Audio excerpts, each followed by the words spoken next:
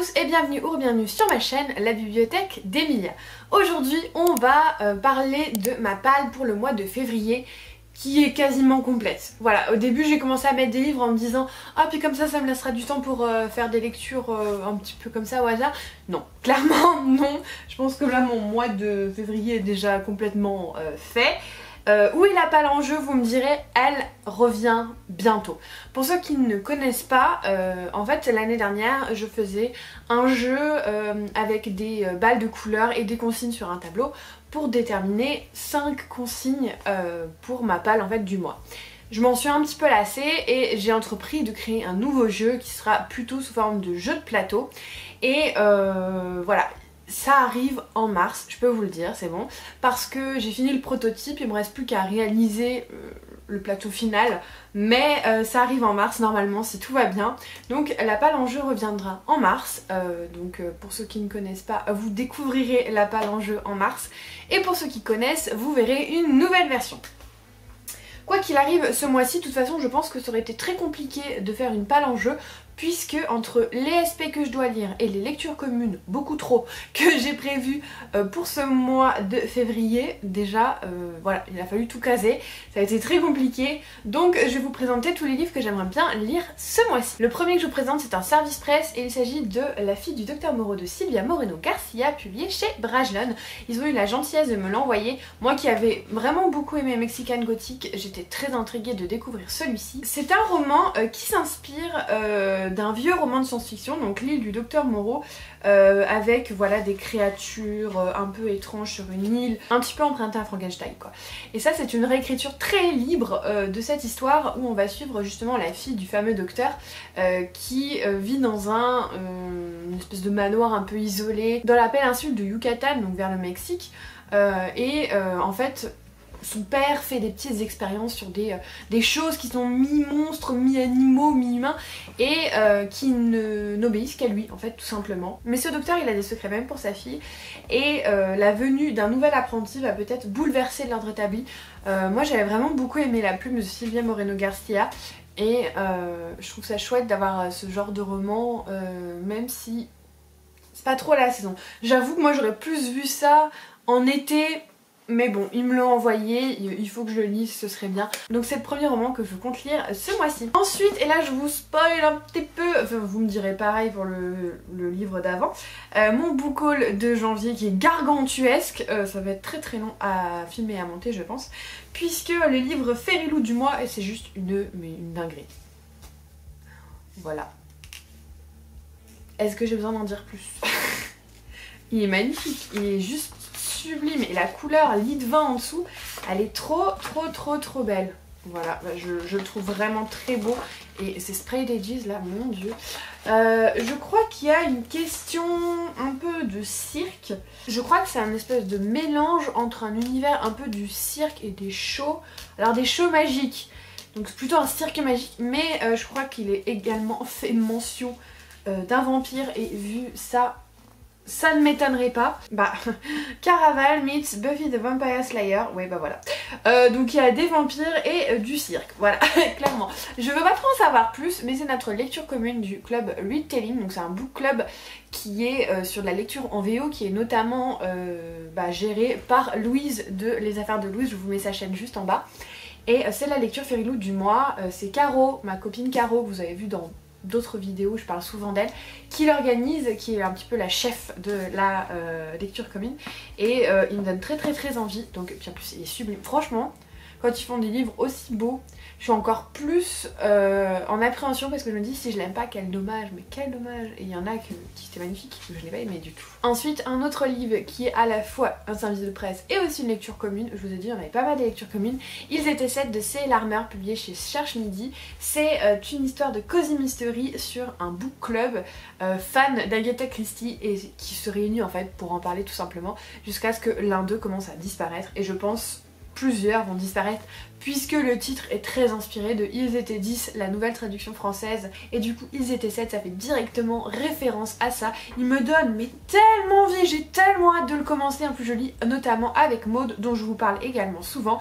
Ça on va l'attaquer très prochainement, donc j'ai hâte de découvrir ça, surtout que c'est une saga et que le tome 2 est déjà prévu pour août. Et le nom du tome 2 il est excellent.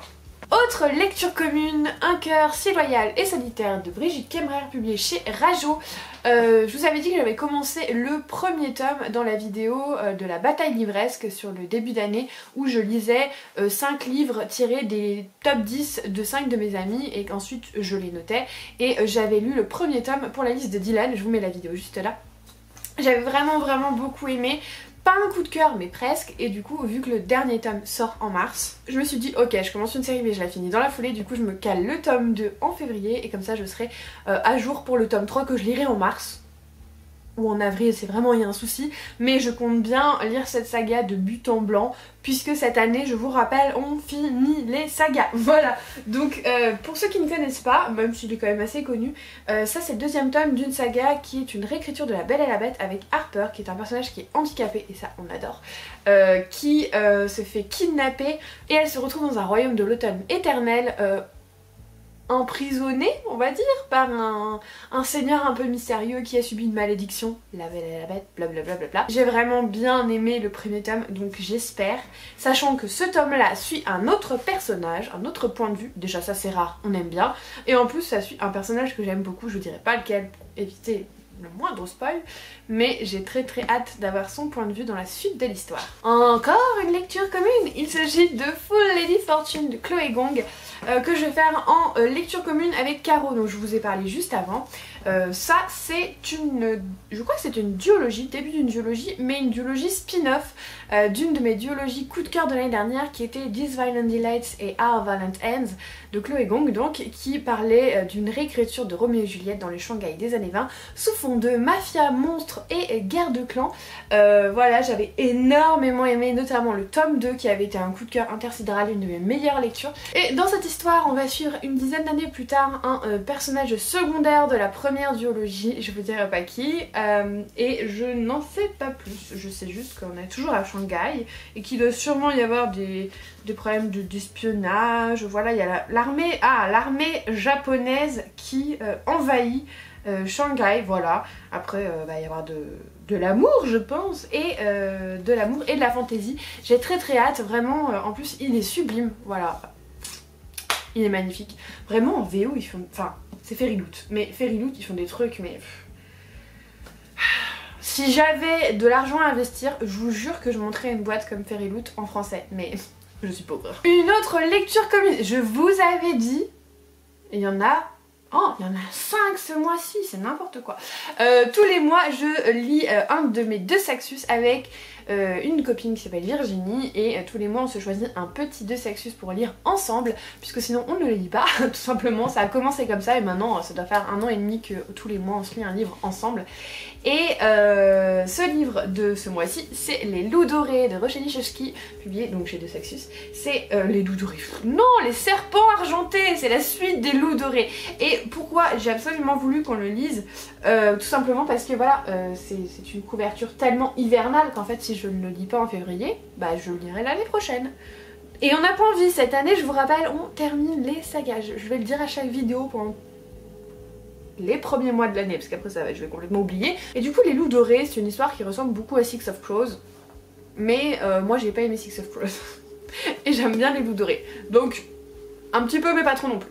C'est-à-dire qu'en fait on est dans un monde qui est pas vraiment fantasy mais plutôt fantastique, puisque on visite des villes comme Paris qui existent vraiment, mais il y a un élément magique. Il y a une société qui s'appelle la société de Babel, qui est une société très ésotérique qui va, comment dire, contrôler un petit peu le monde avec des maisons régnantes, et le chef de la bande que l'on suit, c'est un petit peu l'enfant déchu d'une maison, puisque quand il y a eu le test en fait de ADN en fait, pour bien prouver que c'était le fils de son père, et ben il s'est trouvé que c'était pas le fils de son père apparemment. Alors c'est discuté dans le premier tome, on sait pas trop, c'est vraiment un point qui est très flou, et même nous on sait pas vraiment, on sait pas ce qu'il en est, on sait pas tous les tenants et les aboutissants. En tout cas, lui, il va tout faire pour essayer de retrouver en fait sa gloire perdue, sa maison.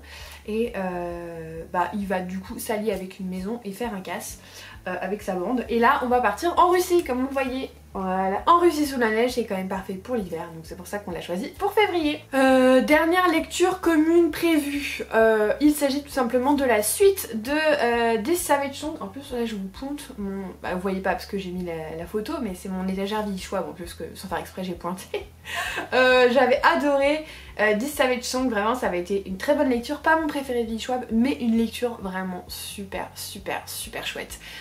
Page Turner, je l'avais lu en 2 jours, alors qu'il fait 500 pages. Et la suite sort normalement le 2 février, donc demain par rapport à la parution de cette vidéo, si je me trompe pas. Et en fait, clairement, aussitôt reçu, aussitôt lu, quasiment. Je vais essayer de coupler ça avec ma lecture de Un cœur si loyal et solitaire, sinon je le commencerai juste après. Mais je sais que Aurélie de Livromancienne souhaiterait qu'on le lise toutes les deux, donc... of course, ma grande. Et puis je crois que Dylan serait plutôt intéressé aussi. Donc voilà, c'est des choses qui vont arriver, c'est sûr. Tant que j'y suis, autre livre que je n'ai pas encore à ma possession, il s'agit du 3e tome de la saga des enfants indociles de Shannon Maguire, publié chez Pygmalion. Je vous en parle en long, en large et en travers, j'adore cette saga, vraiment c'est la saga coup de cœur de l'année dernière que j'ai commencé. C'est une saga de mini-nouvelles, vraiment les livres sont tout petits. Attendez, je vais vous montrer. Parce que j'en ai un sous la main. Voilà, c'est ça le livre. Puis vous voyez la taille de ma main, c'est pas non plus des livres très grands. C'est vraiment, voilà, c'est... je sais pas comment faire le comparatif, mais ce sont vraiment des toutes petites nouvelles. Et ça se passe dans un monde vraiment sympa où vous avez en fait plein d'enfants qui ont découvert des portes secrètes, qui sont allés dans des mondes parallèles qui sont façonnés par rapport à leur personnalité. Par exemple, un enfant qui a grandi dans un univers très strict va être dans un univers complètement farfelu. A l'inverse, un enfant qui a été laissé un petit peu à lui-même en fait va arriver dans un univers très voilà, avec plein de règles à respecter, blablabla. Et je trouve ça juste incroyable comment l'autrice arrive à nous immerger dans des mondes en même pas 200 pages. Elle nous immerge dans le monde, l'histoire, vraiment j'adore. Et donc c'est sous un ciel de sucre et autant vous dire que celui-là, ce sera peut-être pas aussitôt arrivé, aussitôt lu, parce que je veux vraiment me mettre dans le moment. Voilà, c'est des livres que je vais me dégager une plage de 2 heures dans mon agenda, je vais me préparer un bon petit truc à grignoter, une bonne boisson chaude, je vais mettre une bougie, de la musique d'ambiance, me mettre sous le plaid, j'éteins mon portable et pendant 2 heures je lis. Voilà, je m'immerge dans l'univers, je m'immerge dans une histoire et du coup, par exemple si je le reçois un lundi et que le mardi j'ai présentiel, j'ai cours de conduite, je rentre à 18 h, clairement ce sera pas lu le mardi soir, mais le week-end qui suit, je pense que ça va y passer parce que vraiment j'aime trop cette saga et je pense que je me ferai des relectures assez souvent de cette saga parce qu'elle est vraiment chouette et qu'en plus vraiment c'est, comme je vous dis, c'est un petit moment de lecture. Dernier livre sur cette liste, il s'agit d'un service presse que j'ai très envie de lire maintenant. Pourquoi? Parce qu'une promesse de Givre, clairement, si je le lis pas en hiver, je le lirai pas cette année. Donc il va falloir que je le lise. En plus il me donne très envie. C'est écrit par Marine Sivan, une autrice française, et c'est publié chez Scrinéo. Je les remercie d'ailleurs de me l'avoir envoyé, vraiment merci beaucoup. C'est le premier livre que Scrinéo m'envoie. J'avais participé à la demande. En fait maintenant ils font des systèmes de formulaires pour par 2 mois je crois, tous les 2 mois, et vous mettent le catalogue et vous candidatez par formulaire, et j'ai eu la chance d'en recevoir un, donc merci beaucoup. Celui-là il me tente énormément puisque c'est vraiment de la fantaisie polaire, puisqu'on est dans la taïga qui est un peu comme la toundra, vous savez, c'est des grandes étendues de forêt gelées, glacées dans le Grand Nord en fait, et on va suivre un frère et une sœur qui vont être séparés. Et moi j'aime beaucoup les histoires de famille, les histoires de fraternité, peut-être parce que j'ai pas de frères et sœurs, je sais pas, mais c'est des choses que j'aime bien suivre, c'est des choses que je trouve très intéressantes, qui changent un peu du couple amoureux classique. Et du coup j'ai hâte de découvrir ça, j'en sais pas plus, c'est juste qu'on va être dans le froid, dans l'hiver, dans la neige, et c'est exactement ce que j'ai envie de lire pour la saison. Pour vous dire même, j'ai failli le commencer hier, donc par rapport à quand je filme cette vidéo, le 30 janvier. Mais vu que je déteste avoir des livres qui se chevauchent sur 2 mois, je me suis dit que même si j'avais du temps pour lire en 2 jours, j'allais pas...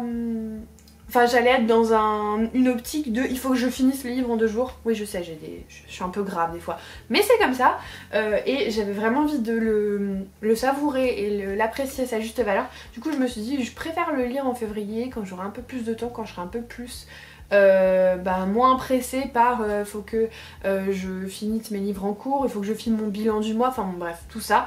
Donc c'est pour ça que je l'ai mis sur cette liste de février et vu la saison, c'est sûr que celui-là je vais le lire. Il y aura peut-être la place pour d'autres choses, mais comme vous l'avez vu quand même, cette liste est quand même déjà bien remplie, il n'y a que 28 jours en février.